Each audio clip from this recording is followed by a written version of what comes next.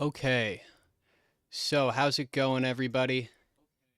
Oh, I think I accidentally have my speaker on. There we go. Don't want to get that echo.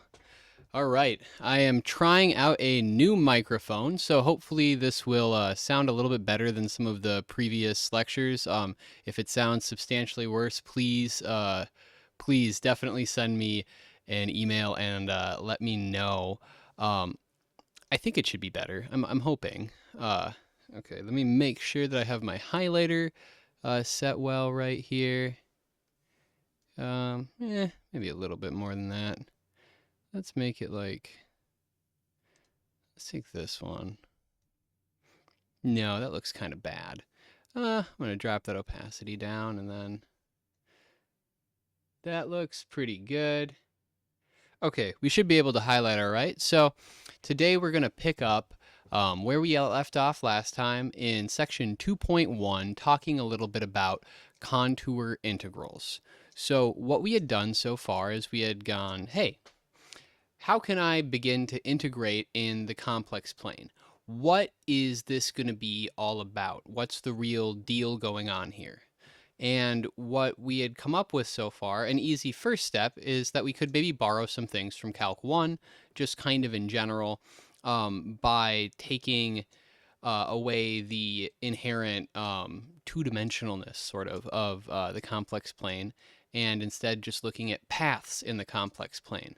That is, looking at curves, gamma, from a closed interval into C, and then taking integrals along these curves of complex valued functions. Um, we got maybe a little into the weeds. I apologize actually watching back through some of the videos from sections of the video from last time. I think I probably did a pretty bad job at presenting a little bit of the more technical details on how you can, what kind of curves we're talking about.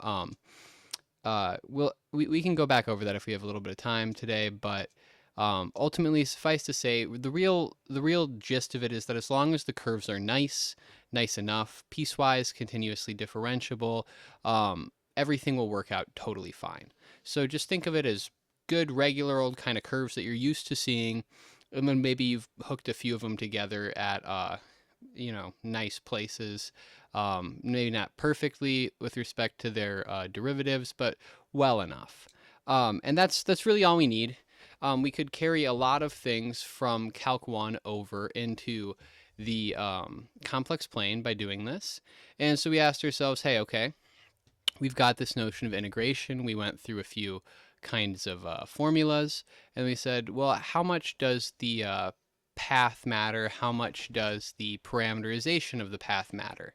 And so what we've discovered so far is that the parameterization of the path is not terrifically important. Um, this was, I believe, the content of proposition 2.1.5.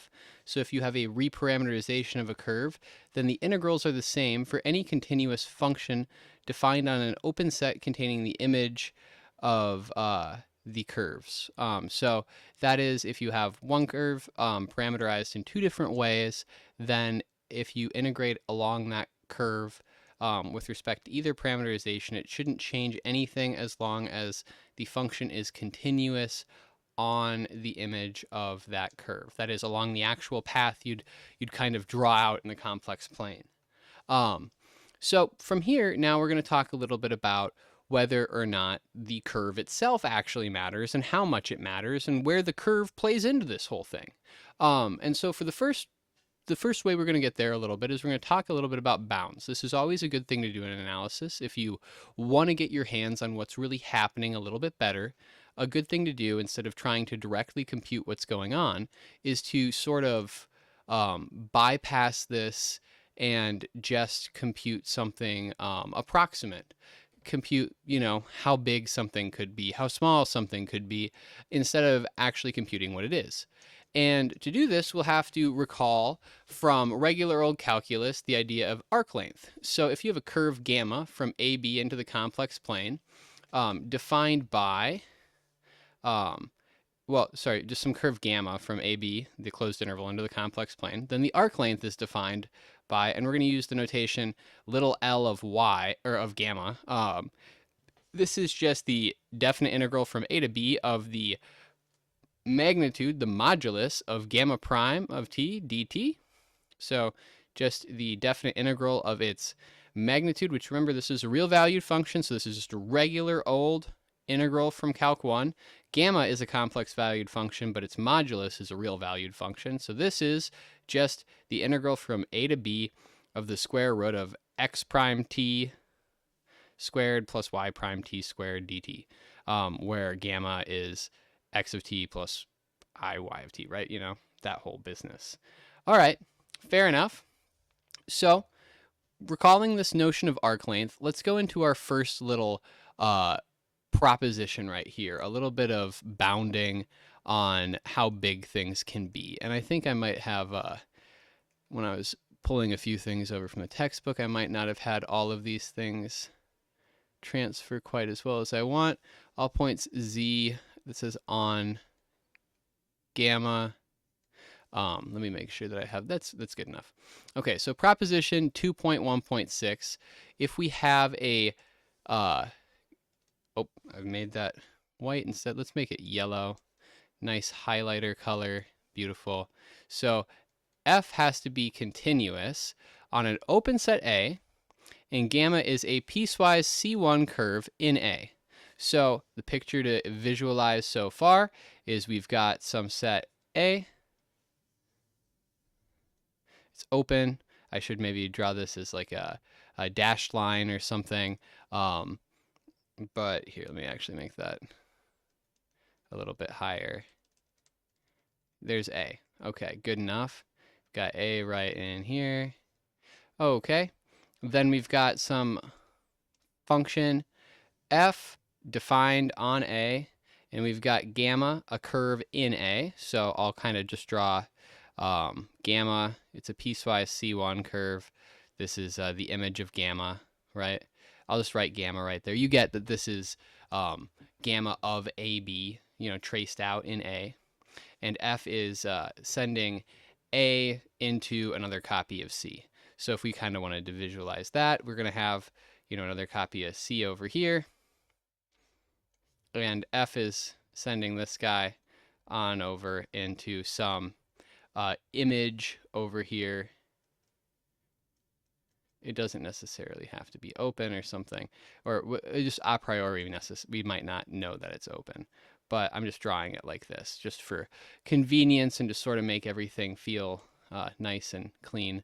This is something like f of a. Okay, cool.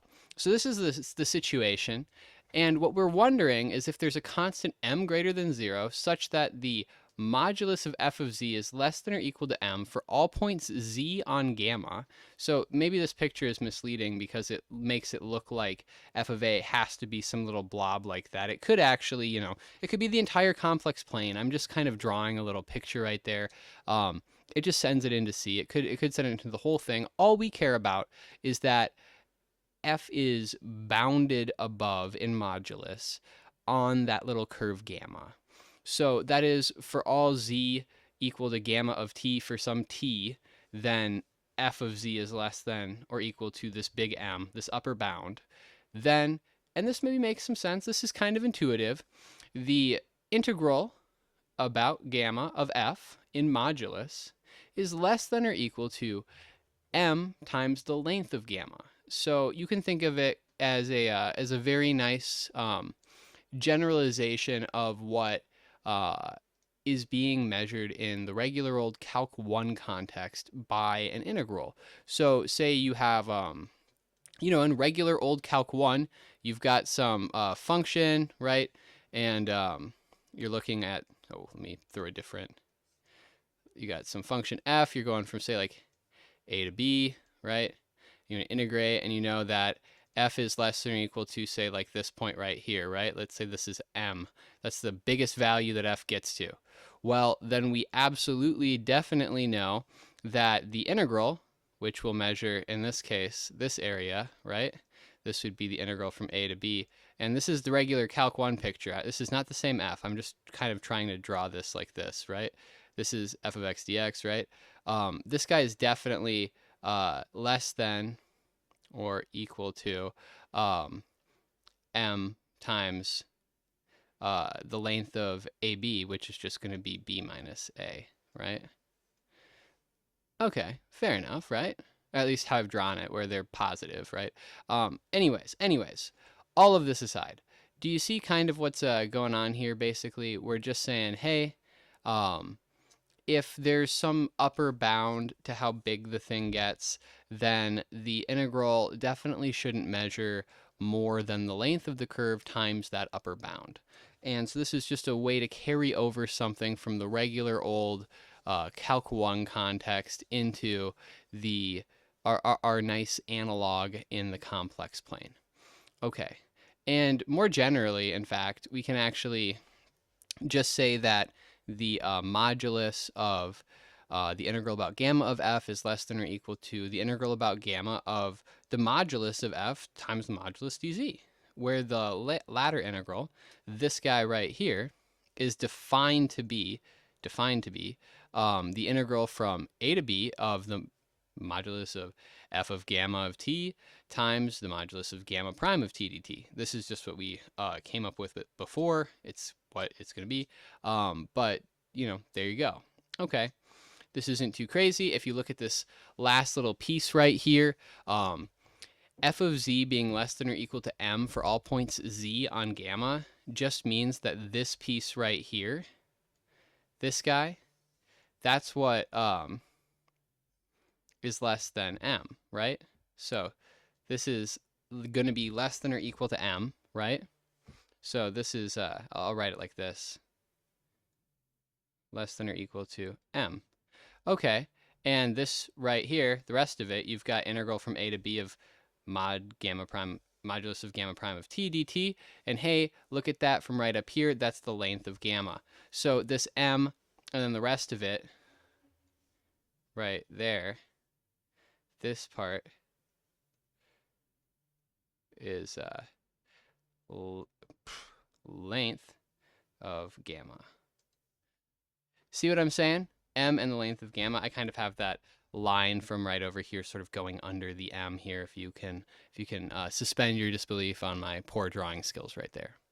Okay, fair enough. So let's go through the proof of this really quick. This is constructive in the sense that it will help, or it will be instructive in the sense that it will help us remember a little bit about these integrals. So for a complex valued function g of t on the closed interval ab, we definitely have that the real part of the integral from a to b of g of t dt is equal to the integral from a to b of the real part of g of t dt, since you can just write the integral from a to b of g of t dt as the integral of the real part plus I times the integral of the imaginary part, if g is written in terms of these u's and v's, its real and imaginary part. So if we use this fact, then we'll want to show that the modulus of the integral from a to b of g of t dt is less than or equal to the integral from a to b of the modulus of g of t dt. So we know how to do this in calculus for real valued g. We kind of just drew the little picture right there.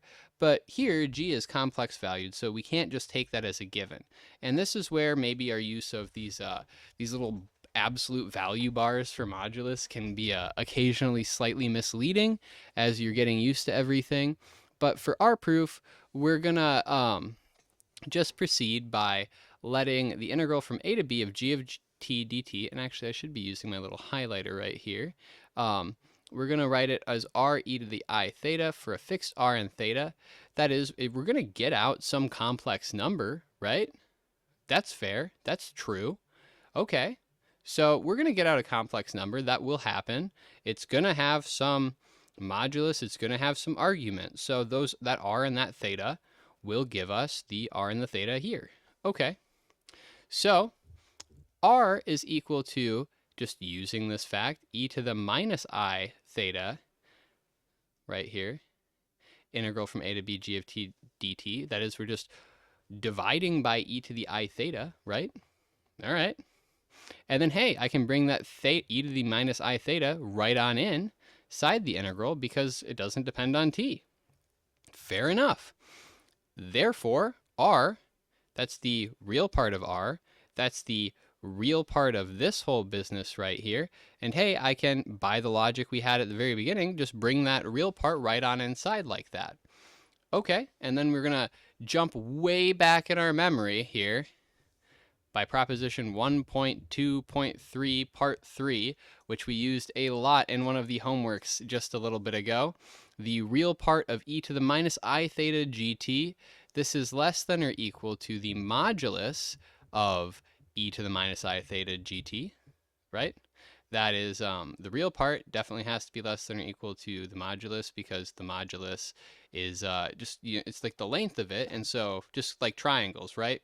The hypotenuse has to be longer than, or at least as long as, either of the legs, right? Okay. And hey, look at that, e to the minus I theta. Well, that guy in modulus is equal to 1. So split this up multiplicatively, and hey, that's a modulus g of t. Therefore, this modulus, right, the integral from a to b of the real part of this guy dt is less than or equal to the modulus of g of t dt. So this integral right here, which remember is equal to r as we had set everything up, is less than or equal to, as we just showed, the integral from a to b of g of t in modulus dt. Now, using this, we can finish everything off and note that the modulus of z prime is, just that the modulus is multiplicative. If you take the modulus of a product, it's the product of the moduli. We get that the integral about gamma of f in modulus is equal to the modulus, well, just by definition of what that actually means, f of gamma of t times gamma prime of t dt. Bada boom. And hey, if you want to go through and just ask yourself, does this make sense? Well, we just did this right up here. Modulus of g of t dt less than or equal to the integral from a to b of the modulus of g of t dt, right? Okay, so this piece right here, I'm going to just go back to underlining this little chunk right here, just comes from what we showed up here. And wouldn't you know it, the multiplicativeness of the moduli right there, that the fact that you can break up the modulus across a product gives us what we want immediately from the fact that the modulus of f of gamma of t is less than or equal to m, and then you can just pull that m right out and you have m, and this is just the length of gamma, right? So you have m length of gamma. And that's what we needed right from the start. It's basically just this obvious fact that we were kind of pulling together right in the beginning. This little piece, I kind of circled over what I meant to right there. So just this like little argument we're doing right here, just pulling that piece on through, and then the definition of what the length of gamma is. All right. Pretty smooth. We got through that proof. It's not even a terribly difficult one, but now we've got ourselves a little bit of a bound. So if I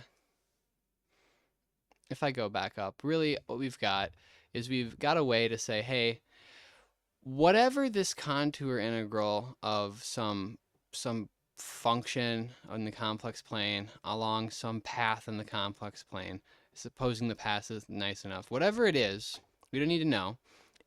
All we do know, though, we don't need to know what it is to know that it's bounded, provided that f is bounded on the path. This means that these guys behave relatively nicely.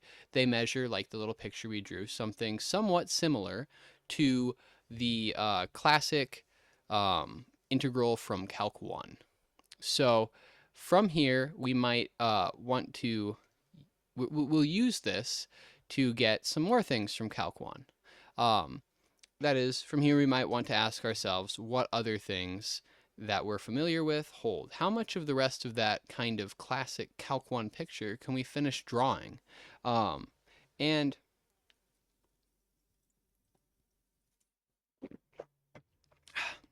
having myself some Canada Dry ginger ale. And what we'll find out is that a nice analog of the fundamental theorem of calculus holds. So this is Theorem 2.1.7 in your text, the fundamental theorem of calculus for contour integrals. And we're going to go through it and we're going to prove it. And then we will have just a little tiny bit more and we'll finish everything off. So what this will ultimately build to us being able to answer that little tiny bit more is a question about when the curve gamma even matters. We know that reparameterizations of gamma don't really matter. That is, it doesn't matter how fast or slow we go along the curve, it just matters what the curve is. And then what we'll find out is that sometimes it doesn't even matter that much what the curve is. Maybe it just matters something about the endpoints. Who knows? We'll find out. So the fundamental theorem for contour integrals, fundamental theorem of calculus in the complex plane for contour integrals, starts with as you might expect, a gamma, a path, and we're going to do it from 0, 1 to c. So this is some piecewise smooth curve, and we'll take big F to be a function defined and analytic on an open set G containing gamma. So we'll assume right now that f prime is continuous, the derivative of f is continuous. We'll find out later that this is in fact redundant, and that analytic functions defined on open sets behave nicely in certain ways. But for now, we're just going to assume it. So we're assuming that f prime is continuous. We've got f, an analytic function defined on an open set G containing gamma. Okay, then the integral about gamma of f prime of z dz is equal to f of gamma of 1 minus f of gamma of 0. Okay, in particular, if gamma of 0 is equal to gamma of 1, then this may recall some memories if you remember gradient fields, things like that from Calc 3, I think. This might remind you of a property being conservative. We'll discuss that later maybe. But for right now, notice what we've got here basically is, for all intents and purposes, the regular old fundamental theorem of calculus. That is our intuition that we are rebuilding regular calculus just by borrowing the one-dimensional kind of nature of these curves is in fact fair enough. It really does work out the way you want it to, and that has been a big theme in this class so far, is that most of the things you are familiar with carry over, provided you set everything up nicely so that they do. And it's not terribly hard to do that. We just have to put these little adapters in, basically. The curves you can think of as like a little like plug that plugs, like R into C, right? Like a little compact interval from R into the complex plane, a compact connected interval. Anyways, what we will proceed to do now is prove this. So the chain rule and the definition of the path integral will reduce this problem to the standard fundamental theorem of calculus for real valued functions of a real variable. And since we already know that that holds, this will basically give us everything we want. So we'll let G, U, and V be defined using f of gamma of t, so you don't have to write out so much stuff, right? We'll say, okay, f of gamma of t, that is what this function is doing along this curve. We'll call that path g of t, and we'll compose this in terms of u of t and v of t, the real and imaginary parts. So we're going to break the parameter interval into pieces on which gamma is smooth. And in reality, what we can do, if you want to do it here, just to think of it easier, let's just assume that gamma is smooth, on the whole interval. And then you could just, do this for each of its chunks and kind of glue the result together. But just doing this by the chain rule, f prime of gamma of t, gamma prime of t, that's the derivative of g, right? If you define g like this, then the derivative is obviously going to be like this. And hey, you can break that down further into the derivative of the real and imaginary parts. Okay, so we'll apply the fundamental theorem of calculus on each subinterval. So this is really easy if you only have one subinterval, but if you have more than one, then that's the piece where I was saying you're kind of just gluing the results together. So if we're going from, we have little chunks for gamma where it is C1, right? Piecewise C1, right? Piecewise smooth curve. We're going to break it apart into each of those pieces where it's smooth. We'll have n of them, so I going from 0 to n minus 1. This sum right here is for the chunks on which gamma is smooth, and then we'll integrate along each of those little chunks, right? So from ai to ai plus 1. Okay, fair enough. We'll just do that. So f prime of gamma of t, gamma prime of t, do it just like normal. We break it apart into the integrals right here. We pull out that I, and hey, wouldn't you know it, this is just fundamental theorem of calculus. You'll get this integral with respect to the real part, integral with respect to the complex part. You just go through and fundamental theorem of calculus it. You'll get, you know, the real part ai plus 1 minus real part ai, so on and so forth, right? And notice that as you go from like one interval to the next, you get, you know, oh, here's ai plus 1 minus ai. Then when you go up, increase I by 1, you'll get ai plus 2 minus ai plus 1, which will, of course, get canceled out by the previous one, and so on and so on. And at the end of the day, you only get each endpoint, the left and the right endpoint. So you'll get the real part at the nth endpoint, and then plus the imaginary part of the nth endpoint, minus the real part at the 0th endpoint, the beginning, right? So at the left-hand side, right? Okay, so at the right-hand side minus at the left-hand side. And hey, wouldn't you know it, that's f of gamma of 1 minus f of gamma of 0. So it's just straight up the fundamental theorem of calculus applied to each little chunk. And if you just did it with one chunk, you would just immediately get right here. And you could just basically skip all of this business except for, you know, actually writing out that piece and this piece. You could skip all of the sum parts. But when you deal with the sum, nothing fancy is going on other than this nice cancellation.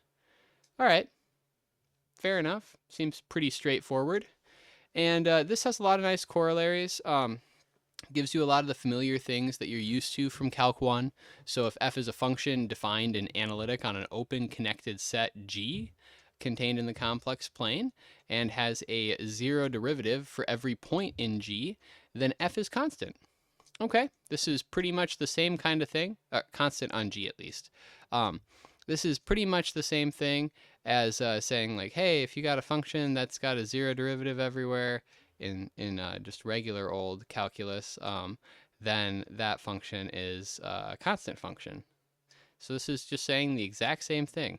Notice that what we've got here, f prime z is equal to 0 for every point z and g. What we're going to do here is we're just going to say, well, the path we choose doesn't matter. We'll get that it's constant on every possible path. And, you know, having one path cross another, we find out that those constants are all equal to each other, right? Okay, fair enough. Pretty cool.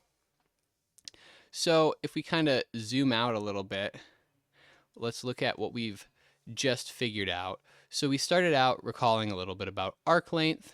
We talked a little bit about basic bounds. Got ourselves some intuition about how many things carried over from the regular calculus picture. It turned out to be the case that having boundedness and modulus on the image of a curve allowed us to get boundedness on the modulus of the integral on a curve. And this kind of gave us the nice picture of saying that the complex contour integral measures something, once again, like area, at least in modulus. And then we said, okay, cool. Well, can we actually get the regular old fundamental theorem of calculus? And the answer was yes, with almost no effort. So with this in tow, we might ask ourselves, judging by this nice little chunk right here, notice the gamma didn't get used, just the endpoints, right? There is no involvement of gamma here. Gamma is not being used at all. It's just the endpoints. It's just gamma of 1 and gamma of 0. Okay, so we might ask ourselves, and this is what we will ask ourselves right now, is how much did gamma matter at all, and when does it matter? So you might be tempted to say, well, it just never, ever, ever matters, and that's not true. So we're going to start out by showing that that simple intuition is, for perhaps the first time, that simple intuition is fully wrong. Um, and this is where things start to get a little bit fun. This is where we'll start to get into a few of the things that make complex analysis interesting, or at least hints of what they'll look like. So far, not to sell our class short, but to me at least, it feels like this first part of the class is kind of boring. That is, we basically go, okay, well, hey, you know about calculus, right? Well, we could do it in C, and it's the same thing, pretty much. And that's not exactly a very fun answer. You probably want something that's a little bit you want there to be differences. Otherwise, what was the point of doing this? And here's where we'll start to see some nice, cool differences that bring out interesting pieces of complex analysis. We have a few differences, to be clear. Things like, for example, there not being a uniquely defined logarithm, and those things will pop right back up here. So let's look at an example. So if we start, let's let z naught be 1 and let z of 1 be negative 1, and we'll take f of z, and let me get my highlighter out. So z naught is 1 and z1 is negative 1, and we'll take f of z to be 3z squared. Just, kind of the obvious, so if you differentiated z cubed, you would get 3z squared, right? So this is like a antiderivative of z cubed, right? Okay, so f of z, z cubed, is an antiderivative of f everywhere in the complex plane, obviously. So big F right here, z cubed, is an antiderivative of little f. Cool. By the fundamental theorem of calculus, no matter what path gamma we take from z0 to z1, we will get that the integral about gamma of f of z dz is equal to f of z1 minus f of z0, big F here, and that's just 1 cubed minus negative 1 cubed, and hey, that's just 1 plus 1, that's 2. About the simplest answer you could get. Okay, so the value of the integral doesn't depend on the path selected, but on the function and the endpoints. This is exactly what we just learned. Okay, and we might think that this works everywhere. Now let's look at somewhere where it doesn't. So let's let z0 once again be 1 and z1 be negative 1. But now let's take f of z to be something a little bit more interesting. Let's take it to be 1 over z. We'll let gamma 1 be the upper half of the unit circle that goes from 1 to negative 1. So if I kind of draw this little picture, so it goes from 1 right here on over to negative 1 in the complex plane, right? That little top half of the circle. So this is gamma 1. Okay. Then gamma 1, you could parameterize this guy by e to the it. E to the it just traces out the unit circle, and so we'll just do half of it. So we'll go from 0 to pi. All right, well, let's calculate it. So if we jump in and we actually do some computation right here, so we'll integrate about gamma 1, f of z dz, and that will just be the integral from 0 to pi, as expected, of f of gamma 1 t times gamma 1 prime of t dt. And if you go through and you do it, what is gamma 1 prime? Well, it's e to the it, so it'll be e to the it, and f of gamma 1 prime will be 1 over e to the it, so that'll be e to the minus it. And hey, what the heck? Oh, sorry. Gamma 1 prime is I e to the it. Sorry, there we go. So e to the I minus it times e to the it, that's just 1, and so you just get the integral from 0 to pi of I dt. That's just the length of that interval, which is pi times I. Oh, okay, pi I. All right. Now, if we take gamma 2 to be the lower half of the unit circle from 1 to minus 1, that is, we're just doing now the backwards right here. So this is going to be gamma 2. Then gamma 2 you could parameterize by e to the minus it. Doing exactly the same thing. Once again, we're going to start out with, we're going to integrate along gamma 2. We're going to do the exact same thing. And then, hey, except instead of having gamma 2's derivative be like gamma 1, I e to the it, now we'll have minus I e to the minus it. And then gamma, or f of gamma 2 will be e to the it because it's 1 over e to the it, right? So that's e to the it, and then this e to the it, those two guys turn into 1, and so you have minus I, integral from 0 to pi, and you get minus pi I. Oh, crap. What? Those guys differ by a sign, but we went from one point to another point just by different paths. This seems, at first, to feel like it contradicts the fundamental theorem of calculus, for contour integrals in the complex plane at least. But does it? Does it? Now, we should go back really quickly and think about whether or not this makes sense. Did we make a mistake in our calculation? Well, we know that the fundamental theorem of calculus for contour integrals says that if we have a piecewise smooth curve and a function defined and analytic on an open set G containing gamma, then f prime is continuous, which is, if we assume f prime is continuous, then we have this nice result right here. Okay, fair enough. But what's this open set G containing gamma? Now, this is a big and important piece right here, because it will inform us of what happens. So, does anyone see what's going wrong right here? This is the kind of place where I wish we actually had. Have I been blocking a piece of the screen with this this video part? Oh no. I meant that just to cover up the layers thing. There we go. Okay. Oh, if I've been blocking a portion of the screen, my apologies. Okay. So, f of z is 1 over z. Now, we're going to take, this is where it's going to get, okay, so if you don't see it yet, let's talk about this path independence theorem, and then you will. So, suppose f is a continuous function on an open connected set G contained in C. Then the following statements are equivalent. That means they say the exact same thing. Each one implies the other and is implied by the other. So integrals are path independent. If, and let me do some highlighting here, make everything look nice. Integrals are path independent. If z0 and z1 are any 2 points in G, and gamma 0 and gamma 1 are 2 paths in G from z0 to z1, then this guy, these integrals agree. Okay, so having path-independent integrals is the first thing that we will find equivalent statements to.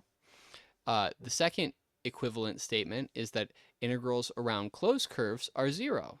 So if gamma is a closed curve, a loop, as we might call it, lying in G, then the integral about gamma dz is 0. This is the second part of the fundamental theorem of calculus for contour integrals. Here is the piece that makes everything work. There is a global antiderivative for f on G. That is, there is a function f defined and analytic on all of G, such that f prime of z is equal to f of z for all z in G on all of G. This is where we're going to have a problem with things like 1 over z. So the first two pieces just are the fundamental theorem of calculus for contour integrals. The final piece here is much more interesting. This is about the existence of antiderivatives. So when there are antiderivatives, then the fundamental theorem of calculus for contour integrals will work, basically. And that's...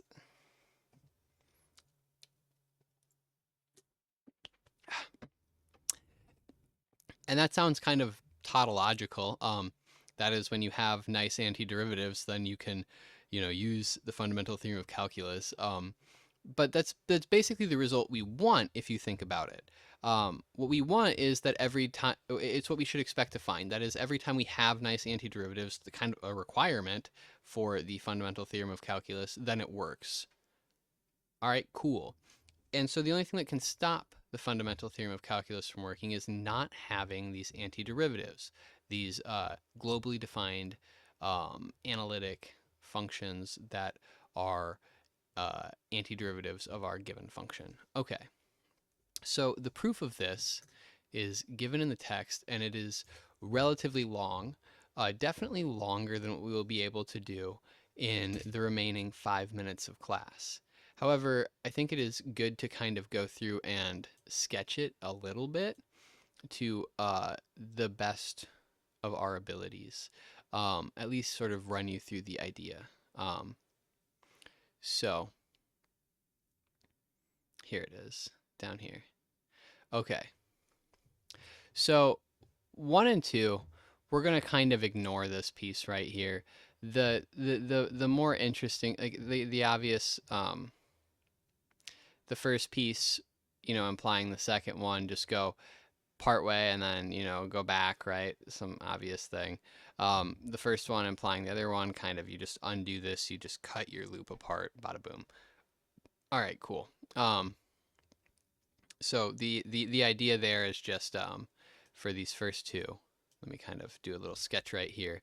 And this is informative, but not necessarily the type of thing that we need to spend a lot of time writing out in technical details.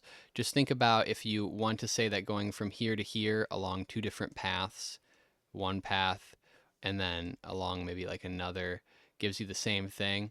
Notice that there's kind of implicitly this like a third path you could get by going along this one and then going backwards along the other, right? And that's a loop. Oh, okay. Basically, it says, hey, if you put these guys, subtract one of them from the other side, you get 0, right? And then, hey, you could, the minus one, right? Then you could bring this down and make that a plus, and that's a minus. And then, oh, what do you know? That's the integral of gamma naught plus minus gamma 1, right? F of z dz, right? And hey, that's exactly what we're talking about right here with this loop. And then you could just do exactly the other thing to go from 2 to 1. You could take a loop and you could just cut it in half or something. And since if you have this for any closed loop lying in G, then you just pick a point that you want the loop to show path independence for, and then just do a loop starting at the beginning point and passing through the point you want to go to. Does that make sense? Those first two, it's pretty intuitive, just cutting apart a loop into a forward piece and a backward piece and doing this little manipulation right here. Okay, that's this right here is a loop, so you're good to go. And then you just undo it and you do the other part. The third part is where we probably actually care about the difference. So this, what did I just do? There we go. This is more interesting. And so they draw this picture right here where you go from Z1 to, Z0 to Z1, and then, 2 different paths, and you just turn one around and you get a closed curve. Okay, whatever. Don't worry about that. Now we're going to show that the 3 implies 1 is from the fundamental theorem. That's exactly what we were just saying. If you have antiderivatives and the fundamental theorem works, that's what we want. The more interesting part that I'm trying to go over here is that showing the 1 implies 3. That is, showing path independence implies the existence of antiderivatives, which is kind of like the opposite of the fundamental theorem piece. So the converse. Now, we will use an integral. The way they do this here is that we fix a point z0 in G, and then we let z be some other point in G, and then you have you use the properties of openness and connectedness to get path connectedness, and then by proposition 1.4.15, which we went over kind of a long time ago, we get that there's at least a smooth path. So we talked about this a long time ago. I said we need it later. We didn't really go into it very much. It just is a very simple fact that says if you have an open connected set, then it's path connected in between any 2 points. There's at least one smooth path. So the existence of the smooth path gives us what we need to set up the integral, the contour integral correctly, and we just define the contour integral of about gamma of f of zeta d zeta f of z dz as this big F. This gives us a function f on g, and it just says, hey, all we're doing now, and let me kind of pause it, is we're going to build our f as, think of it like this. We're going to do gamma f of z dz, where gamma you can think of as starting at some fixed point, doesn't matter what, and it goes to z, right? Okay, so what we're really varying is we're varying this piece, right? The z business, and I should maybe not use a z on the other side. That's why they use a zeta. It's whether that feels confusing to you, it's zetas or c's, whatever, I don't know. These tornado looking Greek letters, whether that seems confusing to you to use a z, sorry if it does. What we're varying, the z piece, it's varying the gamma's endpoint. Does that make sense? It's basically exactly like what we were doing in Calc 1, where you go from, like integral from like a to x of f of x d, or f of, I should say, f of like, I don't know, u du or something, right? This is like big f of x, right? Back in Calc 1. And then we took a derivative, we ddx'd it, and oh, you get out f of x, right? That's exactly all that's happening right here. So we're just going to do exactly the same thing. We're just going to vary the endpoint of our curve, and then we'll show that that gives us path independence when you have a function like this. That gives us path independence. This function does what we want. It is an antiderivative. Okay, cool. When it is an antiderivative, we get path independence just by doing this. Okay, good, cool, right on. And that when we have path independence, we get such a function in exactly this way. And we are 2 minutes over. We started a couple minutes late. I think this is probably a fair point to stop. That is the end of section 2.1. Yeah, cool.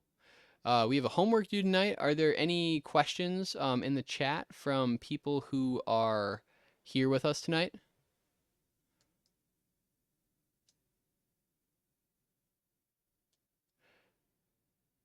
I'm not seeing any. If you have any, just like throw a question mark in there or something so I can wait for you to type it up. Nope. Okay, no questions. If you have any questions, shoot me an email. Awesome. See you on Wednesday.